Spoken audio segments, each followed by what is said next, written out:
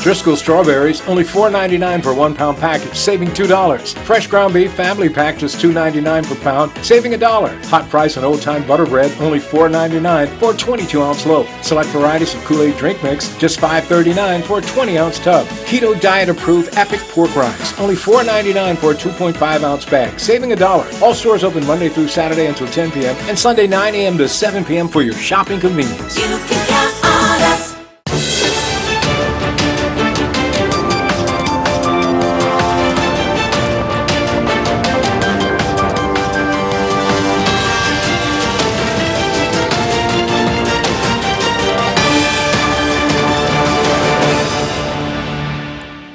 You're watching Bermuda Tonight. It's Friday, June 21st, 2019. I'm Diane Brewer, and thank you for joining us. Topping our news, public complaints over the Department of Corrections skyrocketed last year, accounting for nearly a third of all public complaints against government departments. The figures are contained in the Ombudsman annual report tabled in the House of Assembly today, which covers the period between January and December of 2018. As Tarai Trott tells us, the figures shed new light on the important work of the Ombudsman, which is meant to serve as an independent watchdog over government bodies. In 2018, 230 people filed complaints and inquiries with the Ombudsman's office, which handled 309 cases. Figures show in terms of year, 2010 saw the highest number of complaints filed between the summer of 2009 and July of 2010. In 2018, the Department of Corrections was the subject of the most complaints, coming in at a total of 43, representing a third of the Ombudsman's 2018 caseload. The second highest number of complaints centered around the Department of Financial Assistance, which was the subject of a total of 16 complaints last year. In terms of ministry, of course, it was national security that generated the most complaints at 71, followed by 54 complaints lodged against government bodies not covered by the Ombudsman's Act, and the Ministry of Health, which generated 36 complaints last year. The rights of citizens in police or prison custody are mentioned in the report, with the office stressing it takes complaints from those in custody just as seriously as those made by others, and notes that the Ombudsman's legislation specifically mentions the rights of inmates to complain, a right the office acknowledges that most people do not necessarily support. But not every complaint lodged with the Ombudsman leads to a resolution. The office carried forward some 45 outstanding complaints from previous years, of which the office was successful in closing 39. Ombudsman Victoria Pearman said the number of complaints increased due to her office's outreach and greater access. The Ombudsman's annual report goes to great lengths to stress that a complaint against a government department is an opportunity for both sides to improve, and the mere involvement by the office oftentimes results in a resolution that would not have likely come without the Ombudsman. Ms. Pearman, as example, points to a complaint of unreasonable delay made against the Department of Immigration by the Bermudian mother of an adopted child aged 16 who had applied for status for the child. The mother had made an inquiry with immigration in early 2017 regarding her son's eligibility for status and had not received any clear guidance from the department despite following up every few months. In January 2018, she was told the department was seeking a legal opinion from the Attorney General's office on her son's matter, and despite following up in March of 2018, she had not received any further updates from the department.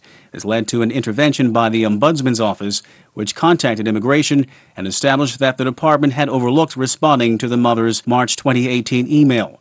The Ombudsman notes that although the department was still awaiting a legal opinion from the Attorney General, they learned additional details on the mother's application, information that was passed on to the mother, who then understood while immigration had not responded to her last email, her son's application had not been overlooked. Thanks, Tarai. In other news, it has been ruled that the Bermuda government is required to provide funding to litigation guardians to act on behalf of children in court. Jasmine Patterson brings us up to date. The Court of Appeal delivered its judgment today, stating that the Ministry of Legal Affairs breached its duty of ensuring a child has legal representation in family court proceedings. The Human Rights Commission, plus several helping agencies, including Child Watch, SCARS, and the Women's Resource Center, brought the case before the Supreme Court in a civil action back in March. We're informed that the Ministry of Legal Affairs is now carefully reviewing the Court of Appeal's findings. A spokesperson said in a release the judgment validates the work started by this government to actively establish a more comprehensive framework which provides both funding and accountability for litigation guardians appointed by the courts. A spokesperson continued, the judgment reflects the general policy direction of the ministry. In particular, the minister began the process to enhance the existing regime by tabling a bill in the House of Assembly on the 30th of November last year, entitled the Children Amendment Act 2018. The bill provides for the regulatory oversight of litigation guardians and also provides a framework for the licensing, regulation, and appointment of litigation guardians. Prior to the tabling of the bill, they add there was no legal framework that would allow payment for litigation guardian services. The statement continues, in addition to the bill, the need to achieve a more financially sustainable model was apparent given the incredibly high fees demanded by some litigation guardians. Therefore, a working group was established within the ministry to develop the policies, procedures, and recommend legislative amendments necessary to support the establishment of an independent litigation guardian office, an office that will be staffed by professionals qualified and competent to perform this role within a rigorous accountability framework, and who will receive a fixed salary. The minister reported progress on this initiative on the 10th of June this year at a child safeguarding conference attended by public sector stakeholders and a UK delegation that shared best practices to augment Bermuda's current and proposed regime. They conclude, in some ways we are ahead of today's ruling and are well advanced in our initiative to enhance the support for our children during the court process so that their voices will continue to be heard and to ensure that all outcomes are in their best interests. End quote. Jasmine Patterson reporting for Bermuda Broadcasting News.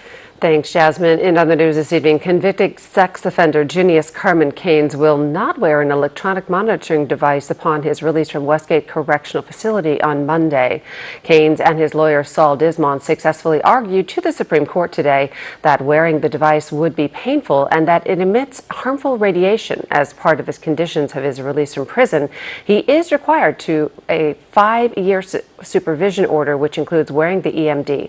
Justice Charles Etta Simmons requested further scientific proof that the device would be harmful to Keynes, and in the meantime, he will be released back into society without it.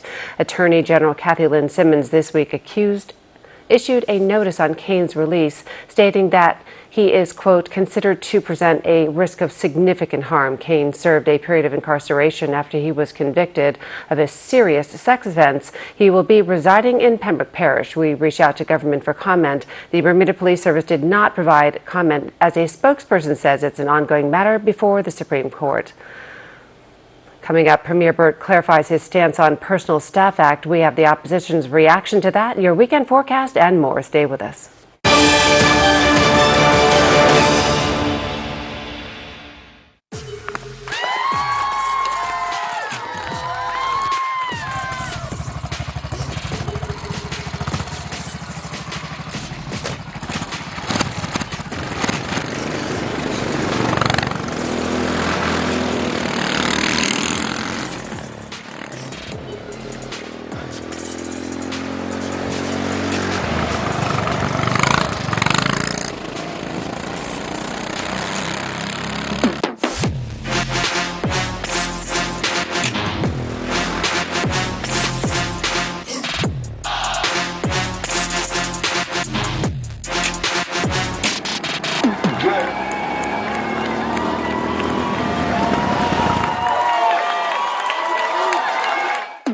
What?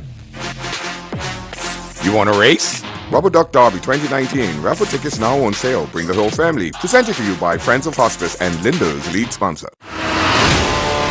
4K ready box, cloud DVR storage, more local channels on every device in your home. Get more with FiberWire TV. Surface Trends is proud to offer Bermuda's best selection of natural and exotic stone, carefully selected and imported from Italy and Brazil. We also stock the newest collection from Caesar Stone and Silestone. Don't forget our wide variety of gorgeous porcelain wood plank tiles, including our exclusive Bermuda cedar tile, as well as natural travertines suitable for outdoors and indoors. Bathroom and pool tiles are in stock too. Stop by our showroom at 17 Serpentine Road, Monday through Friday from 8 a.m. to 5 p.m. and Saturday from 9 a.m. to 1.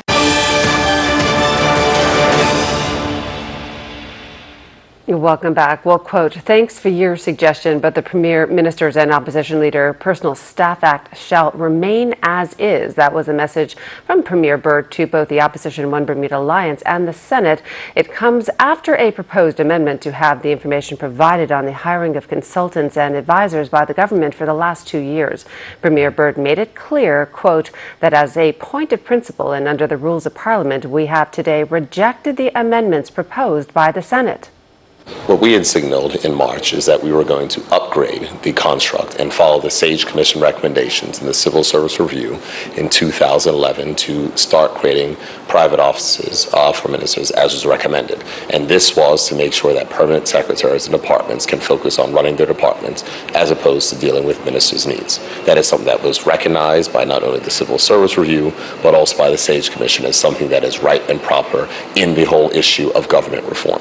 So we brought forward changes, and inside of those changes, we inserted a provision to add a level of transparency that any appointments underneath this particular act would be published on an annual basis. So what happens is anyone serving on a personal staff will be published on an annual basis to the legislature, so there's no question, no gotcha politics, part of the budget process and everything to make sure that there is an established and transparent view.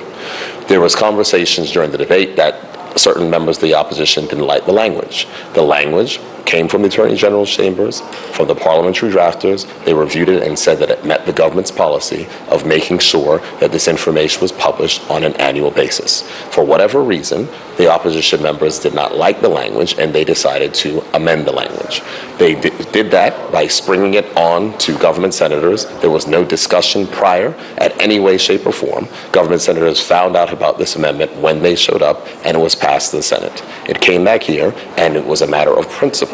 The fact is that if we're going to collaborate, and there's been numerous instances where the government has collaborated with the opposition, if we're going to collaborate on these matters, then we're going to do it in a collaborative process. The legislation, as I stated in the House when we first debated it, meets what is required to bring transparency and to ensure that all persons who are serving on personal staffs will be published on an annual basis. Meantime, Opposition Leader Craig Canonier was not pleased with the Premier's stance. Mr. Canonier argued it failed to provide clarity on the real issue, which is how the people's money was being spent. The bill as of today means that next March coming, the Premier will have to list out the personal staff and consultants and the likes for the fiscal year. What we were looking for, and the loophole is that happens from April 1st of this year to the next coming March. What happens to those who were hired prior to that?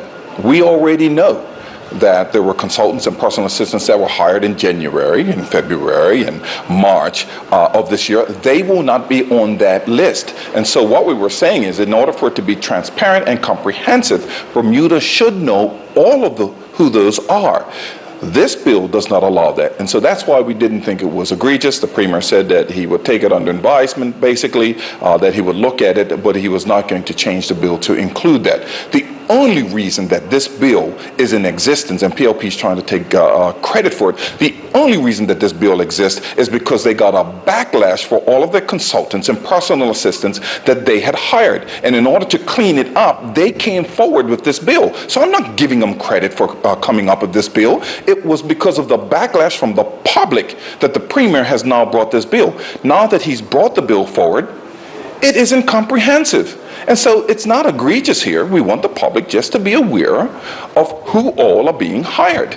And it leaves a massive gap now, so we will not know who those people are as of 2017, July, when they became government, going forward to this past April 1st. That's a massive gap in reporting, and we would like for the next report, when the Premier presents it in March of 2020, that he report all the way back, and then from there it will be on an annual basis because he will have caught up. It is important that the public understand what the purse is being spent on, and that's all. Turning to weather news, a few morning showers, but overall looks like we have a pleasant weekend ahead. Let's go to AccuWeather headquarters for the latest forecast.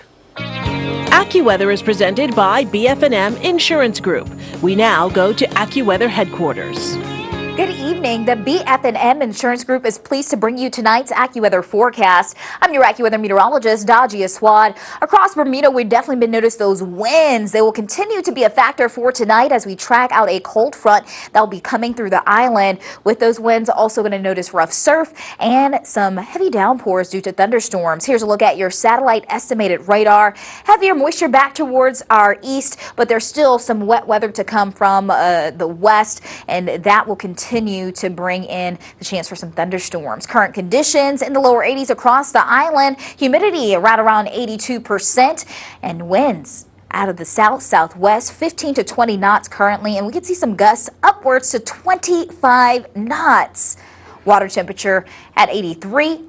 Waves in the reef running 2 to 3 feet for this evening, and waves out 6 to 10 feet. So pretty high. With that being said, we do have a small craft warning through your Saturday evening. And for tonight, we're still under a thunderstorm advisory. So do keep that in mind if you plan to be outdoors. As far as your upcoming tides, our low tide at 6:11 p.m. tonight. High tide followed at 12:22 a.m.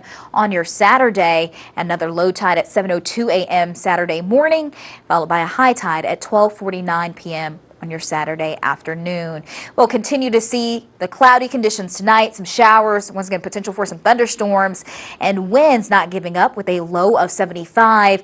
Here's a look at the futurecast showing moisture coming in from the west. That will continue into the overnight hours to press its way further to the east. Then behind this, you notice your winds out of the south, well, they continue to shift out of the area. We'll get more in a westerly wind, and then noticing winds more out of the northwest, bringing in some drier conditions and a bit less humid at times as well.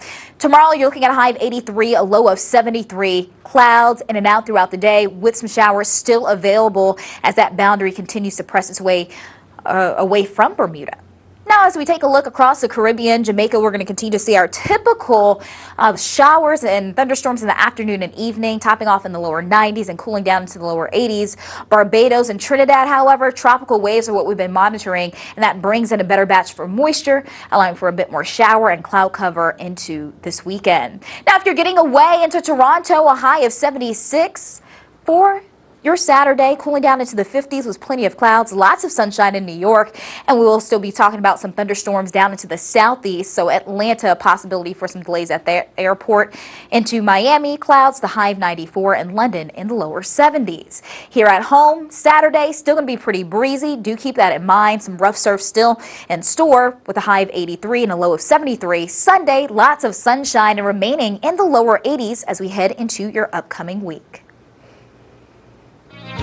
AccuWeather was presented by BF&M Insurance Group.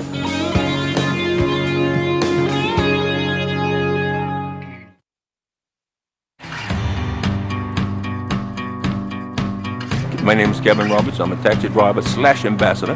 My father's with BF&M, so am I.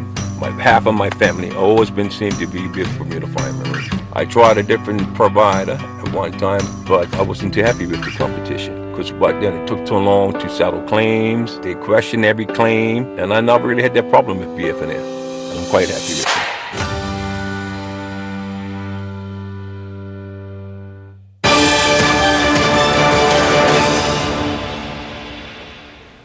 You're watching the Friday edition of Bermuda Tonight. Well, the Commissioner of Police, Stephen Corbishley, is saying, quote, the BPS represents and supports all aspects of our diverse communities, and we want to be alongside the LGBTQ people to celebrate their identity and have confidence that their police service is there when they have need. We have many in Bermuda, particularly young people who may feel alone or isolated due to their sexual orientation or are subject to hateful comments or actions. The quote continues, this is not right, and all communities deserve respect and equality. The Pride Parade can help change attitudes and is a celebration of the progress that the LGBTQ communities have made all over the world. I'm also aware of a minority of social media comments currently in circulation that threaten or suggest violence towards the LGBTQ community. We are now investigating these posts and action will be taken against those responsible, end quote. Once again from Commissioner of Police Stephen Corbishley.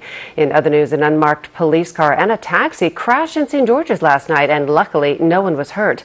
Police say the officer was heading in a westerly direction on Kinley Field, and a taxi was being driven in the opposite direction when they collided at Stone Crusher Corner around 10 p.m.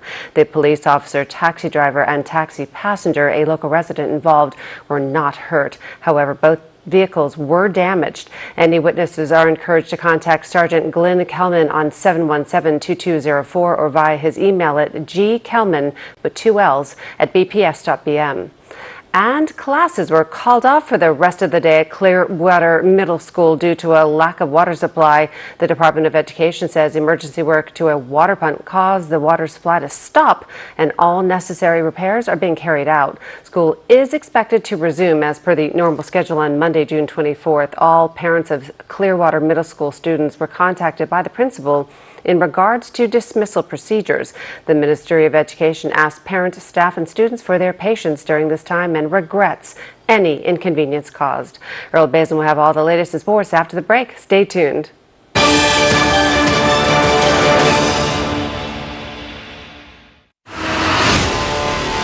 4K ready box, cloud DVR storage, more local channels on every device in your home. Get more with FiberWire TV. You can count on us. Great for grilling. Purdue Fresh Value Pack chicken thighs or drumsticks, only $1.99 per pound. Red and white seedless grapes, just $3.99 per pound, saving you $2. Lactate ice cream, hot price, just $4.99 for a 1-quart tub. Save $1.21 on select varieties of Eggo waffles, only $8.99 for a 29.6-ounce box. Save $2 on Bird's Eye corn on the cob, only $5.09 for a package of 12. Visit our website at www.marketplace.bm for more weekly specials. When you try the new Tempur-Pedic Breeze, you'll feel how it helps you sleep cooler. So no more nocturnal baking or polar ice cap air conditioner mode. Because the Tempur-Pedic Breeze transfers heat away from your body. So you sleep cool all night long. Experience the superior cooling comfort of the Tempur-Pedic Breeze today. Enjoy the world's finest beds at Furniture Walk, 12 Harvey Road, Paget, 292-5209.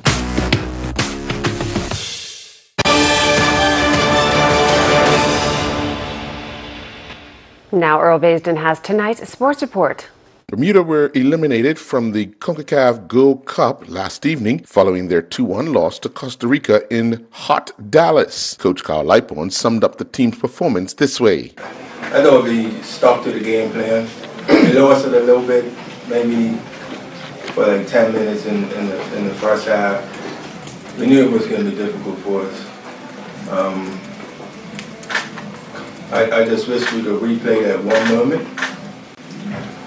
in the first half when McKee's been caught. I don't think the guy done it deliberately, but I just think the referee was afraid to make that decision. And everybody in there, if you hold your hand on your heart, you would say, yes, the little country didn't get that decision. But I can't fault my players for the effort that they put in, never say die attitude. Those small little country, but team against team, we're not afraid of anyone. Reggie Lamb was proud of the way the team held their heads high during the match. We done well against a team that's ranked way higher than us, and we put on a performance. I think we could have got more out the game, but we didn't finish our chances, and they did. So that's the outcome of the game, and we look forward to our last match, and hopefully we could get 3 points on the board. Dage Miners took to the track to compete in the 36th Vancouver Son Harry Jerome International Track Classic in Canada. Miners competed in the 1,500-meter National Men's Open Race, finishing second in a time of 3:52.55.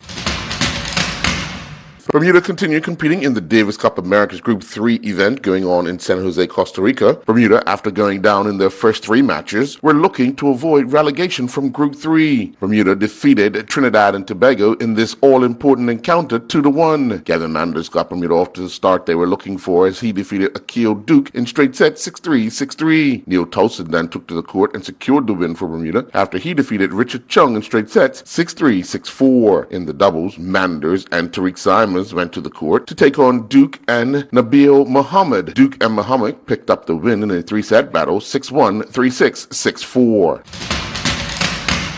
Bermuda, who already defeated Lebanon in the group stages of the World Bowl Hockey Championships going on in Kazakhstan, faced off against the same opponents in the first round of the knockout stages. Bermuda and Lebanon finished deadlock at 1-1 during the first 3 periods of regulation time, and in the shootout, Bermuda would advance. Bermuda got a regulation time goal off the stick of Andrew Berner, with Chris Merritt scoring the shootout goal winner. The Bermuda National Athletic Association has announced the athletes who will represent Bermuda at the upcoming NACAC Under 18 and Under 23 Track and Field Championships that will begin July 5th through to the 7th in Mexico. 3 of the 4 athletes are medalists from this year's Carifta Games. Caitlin Bobb, who won the gold medal in the 400 and bronze medal in the 4x100 meter relay, has been tearing up the track in the U.S. and will compete in the 200 and 400 meters in the Under 18 age group. Nathan Armstrong, who won the bronze medal in the 1500 and the silver in the 3000, has been competing in the U.S. as well since Carifta and will be competing in the 15 and 3000 in the under 18 age group. Nairobi Smith Mills won the gold medal during the Carifta Games in the 800 meters and has been turning in some good times here in Bermuda in local track meets and is in great shape. He will compete in the 800 meters in the under 18 age group. Stephen Dill will compete in the 100 and 200 meters in the under 23 age group. Bermuda youngsters were back in action competing in the annual Pan American Junior Squash Championships in Canada. In the under-19 girls division, Abigail Brewer went down in her round of 32 match against Molly Chadwick from Canada in straight games 11-3, 11-7, 11-2. Charlotte Toogood would also fall in the round of 32. She went down in straight games 11-6, 13-11, 11-5 to Jad Pitcairn from Cayman Islands. Taylor Carrick, competing in the under-19 boys division round of 32, went down in straight games 11-5, 11-7, 11-5 to Leonardo Vargas from Mexico. Anaya Smith fell in the round of 32 when he took on Jermaine Azana from Argentina. Smith fell in straight games 11-5, 11-3, 11-1. Bermuda's junior volleyball team are competing in the AAU 2019 National Volleyball Championships in Florida. The championships will take place at the Orange County Convention Center from June 21st through to the 23rd and features 40 different divisions with hundreds of teams. Bermuda will compete in the boys 18 division. In the latest round of Bermuda Basketball League action saw a doubleheader that produced 177 points. Game 1 saw the Southampton Wolfpack defeated St. George's Hoopstars 53-44. The Southampton Wolfpacks were led to victory by Macau Glasgow, who scored a game-high 22 points. The Hamilton Parish Rockets won Game 2, picking up a 42-38 win over the Smith Court Kings. I'm Earl Baisden with Bermuda Broadcasting Sports.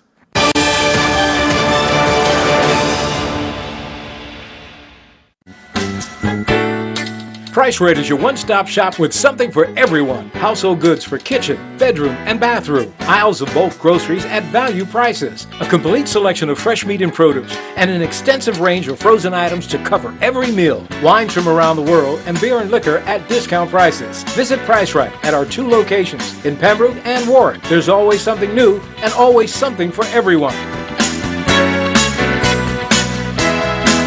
For 20 years, I was a teacher.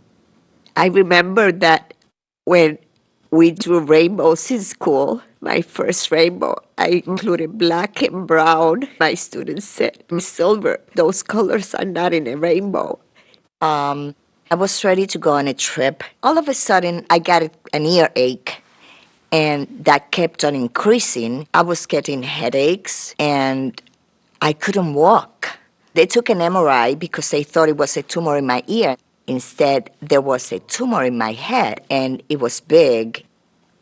In the morning, I looked to my left side, and there was the river. And I said, "What color is the water?"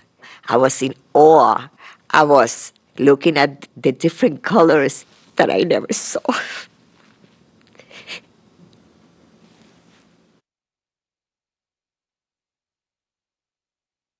When it's happening now, you can't beat the immediacy of radio. Chance to hear the thoughts of acclaimed author. No matter where you are. I'm Darlene Livingston with Bermuda Broadcasting News. When events are spectacular, television is by far the best media platform. Why now this particular topic? For sports action, well, need we say more? Broadcast reporters put elected officials on the spot, keeping them honest and accountable to voters. And they can explain things in ways we all understand. Climbs up to 12.5%. Broadcast news is important. We're your eyes and ears on the ground. I'm Jasmine Patterson, and thanks for joining us tonight. In good times and bad. Radio's your constant companion. On the big station, Power 95. And TV news is the news. Based on what you're seeing. And Bermuda Broadcasting is your station.